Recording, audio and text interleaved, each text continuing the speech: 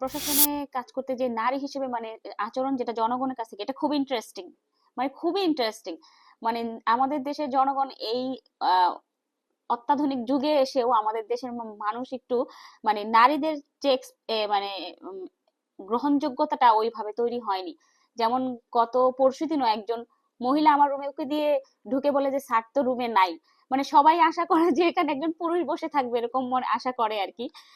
দেখা যায় নারী হিসেবে প্রথম দিকে একটু চ্যালেঞ্জের সম্মুখীন হতে হয়, যে আমাদের সমাজে একটু গ্রহণযোগ্যতাটা নারী প্রশাসক হিসেবে, নারী ম্যাজিস্ট্রেট হিসেবে সমাজে একটু সবাই প্রথমেই মনে করে যে এরকম মনে করে, ইয়নো বলতে মনে করে হয়তো কোনো পুরুষ, এরকম মনে করে।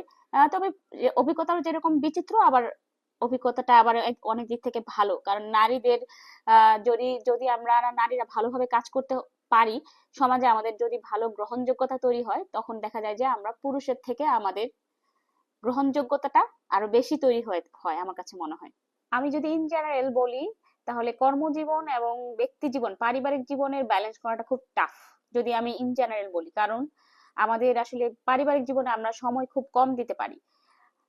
এই যেমন নির্বাচনটা গেল, এই সময়ে আমরা পরিবারকে সময় দিতে পারি না বললে, মানে পারি নাই আমি, মানে আমি রাতে যেয়ে জাস্ট ঘুমাতাম। তো আমার ক্ষেত্রে খুব একটা আমি চ্যালেঞ্জ ফেস করি না, কারণ আমার ফ্যামিলি আমার বিষয়ে খুবই সাপোর্টিভ। মানে আমার আমার শ্বশুর শাশুড়ি, আমার হাজবেন্ড, তারা আমার চাকরির ব্যাপারে খুবই সাপোর্টিভ। এই কারণে আমি চ্যালেঞ্জটা অত ফেস করি না। কিন্তু যদি আপনি ইন জেনারেল চিন্তা করেন, তাহলে নারীদের জন্য আসলে এটা ব্যালেন্স করাটা অনেকটাই চ্যালেঞ্জ। নারীদের জন্য প্রশাসনে যারা কর্মরত আছি, সরকারের আসলে অনেক কিছু করার আছে এখানে। যেমন হচ্ছে আমাদের নারীদের একটা স্বাভাবিক একটা বিষয় থাকে, আমরা যখন কর্মক্ষেত্রে ঢুকি তখন ওই সময়টা থাকে একটা নারীর মানে সন্তান ধারণের কথা বলেন, মানে ওই সময় হচ্ছে একটা মানে একটা পারফেক্ট একটা সময় যখন আমরা কর্মক্ষেত্রে নতুন ঢুকি।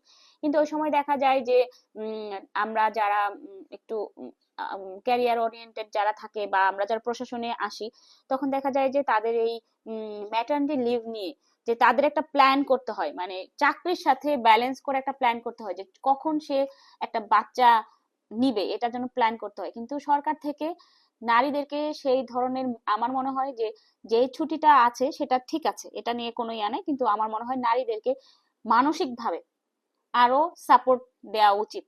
এই উপজেলা নির্বাহী অফিসার হিসেবে আমরা তো নারীদের জন্য যেমন হচ্ছে শুরুতেই আমি এখানে একটা গার্লস স্কুল আছে, সেখানে আমি একটা প্রজেক্টের মাধ্যমে মেয়েদের জন্য একটা আমি ওদের একটা রেস্ট রুমের মতো করে দিয়েছি, যেখানে স্যানিটারি ন্যাপকিনের একটা ভেন্ডর মেশিন আছে, যেখানে যেখানে মেয়েরা একটা নির্দিষ্ট সামান্য পরিমাণ টাকার বিনিময়ে সেখান থেকে সেটা বের করে আনতে পারবে, এবং ওখানে তাদের রেস্ট করার জন্য একটা বেড দেয়া হয়েছে, এবং তাদেরকে কিছু স্যানিটারি কিটস এবং প্রাইমারি চিকিৎসার জন্য কিছু সরঞ্জাম এটি দেয়া হয়েছে।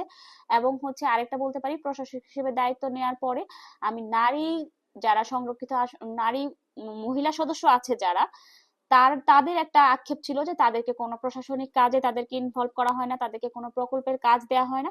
আমি যেটা করেছি, আমি দায়িত্ব নেওয়ার পরে আমি নারীদেরকে এইসব কাজে বেশি ইনভলভ করেছি, তাদেরকে প্রকল্প দিয়েছি, এবং তাদেরকে দিয়ে আমি সেই প্রকল্পের কাজগুলো করিয়েছি, যেটা তারা আগে কখনো করতে পারতো না বলে তাদের দাবি।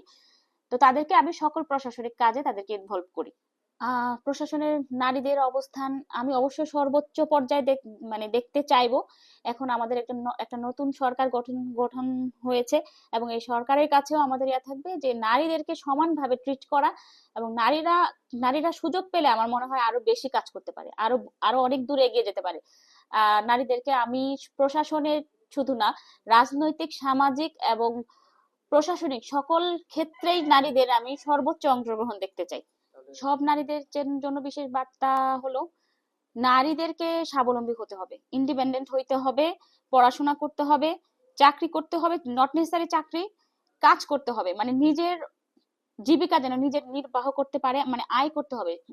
এখন তো নারীরা উদ্যোক্তা হচ্ছে, বিজনেস করছে, নারীরা চাকরিতে যাচ্ছে, কিছু না কিছু করতে হবে। নারীরা ঘরে বসে থেকে শুধু সন্তান লালন পালন এবং কাজ করবে এই দিকে না থেকে, তারা যেন কর্মক্ষেত্রে নারীরা অবদান রাখে, এবং পরিবারে যেন তারা আর্থিক সাপোর্টার হিসেবে কাজ করতে পারে। এটাই হচ্ছে নারীদের প্রতি আমার মেসেজ থাকবে। এলো খবরের কাগজ, নিখাত, নির্ভীক, নিরপেক্ষ।